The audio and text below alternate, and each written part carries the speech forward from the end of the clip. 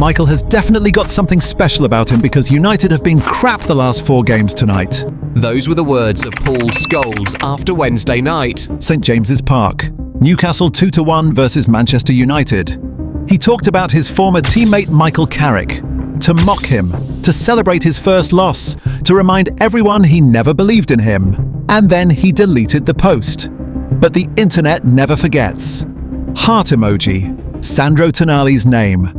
Paul Scholes has more of a right to say things than I do. Let's make that clear. Paul Scholes probably has more of a right to say it than most of us do. But by that same brush, he has a greater authority behind his words, and he needs to give more consideration behind the things he says. And when he says them with his whole chest or with his whole thumbs, then he needs to be prepared to at least accept when he's wrong. We saw this with Lisandro Martinez. They made their bed and decided not to lie in it, which I thought was wrong. And now, after a game like that, I understand, and we'll get into it, like, it was a bad performance. However, Michael Carrick's your mate. Michael Carrick's your friend. That's the guy that you won leagues with and Champions Leagues with.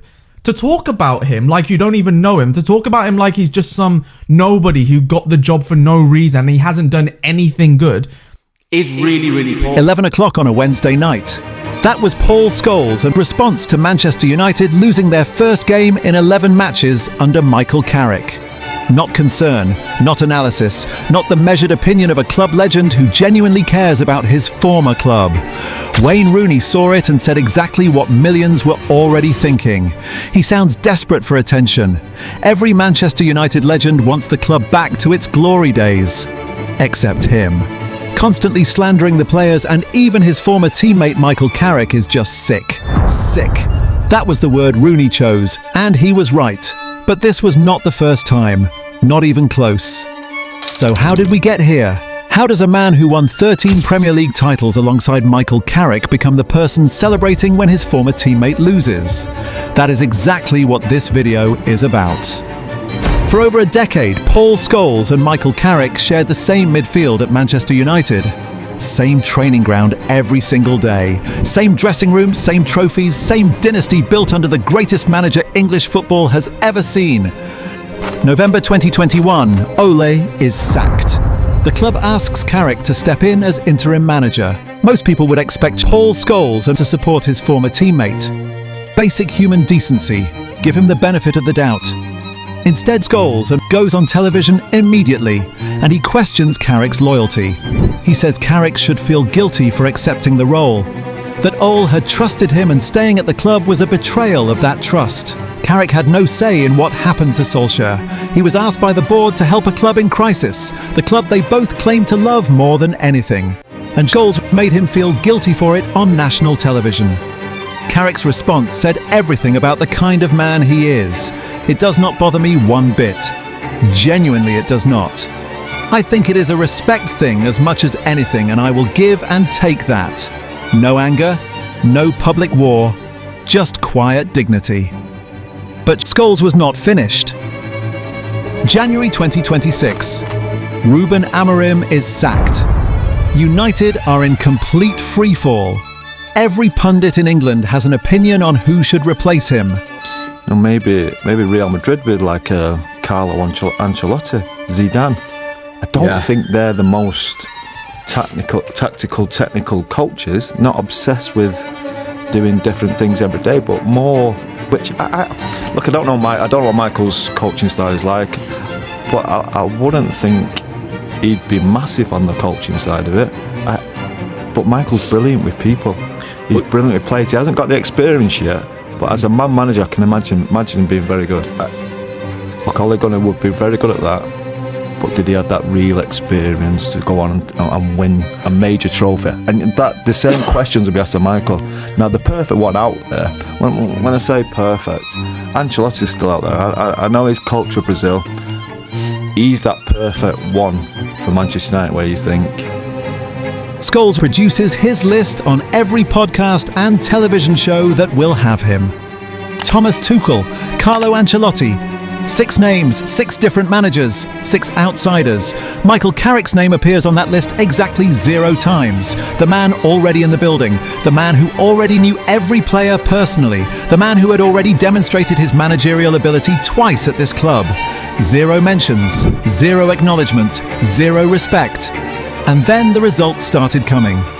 Win over Manchester City, win over Arsenal, win over Fulham, win over Tottenham, win over Everton, win over Crystal Palace. 11 games unbeaten. Joint best opening record of any manager in Premier League history over their first 7 matches. Players revitalised. Dressing room rebuilt. Old Trafford transformed from toxic despair into genuine belief. And Scholes said nothing positive. Not one word. Not one honest acknowledgement. Not one moment of reflection that perhaps the man he had spent years dismissing was actually doing something extraordinary. Just silence. Until Newcastle. Until the first defeat. Until the very first opportunity to say something negative. And then he was on his phone immediately. Michael has definitely got something special about him, because United have been absolute rubbish last 4 games. Scholes was not the only one. Roy Keane had been just as brutal throughout. When asked after the wins over City and Arsenal whether Carrick deserved the job permanently, Keane did not hesitate. No, you are being silly now. He has had 2 great performances, but anybody can win 2 games. Even if they get into 4th, I still would not be convinced he is the man for the job. Absolutely not. They need a bigger and better manager. Anybody can win 2 games. 2 games against Guardiola and Arteta. Back-to-back in his first 2 matches as manager, anybody. Keane also called Carrick a failure for not winning promotion with Middlesbrough, as if managing a championship club with limited resources disqualifies you from the biggest job in English football. 2 United legends, both publicly undermining the one person at the club actually doing the work.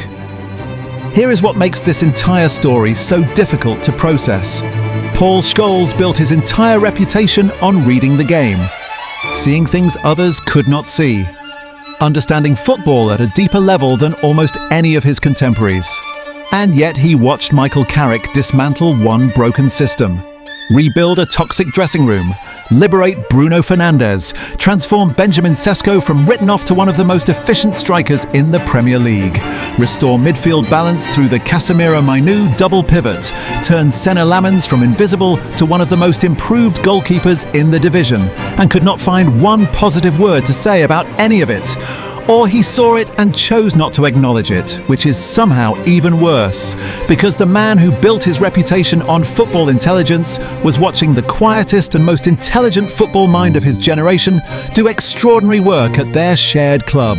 And the only thing he could bring himself to contribute was a heart emoji next to a Newcastle player's name at 11 o'clock on a Wednesday night.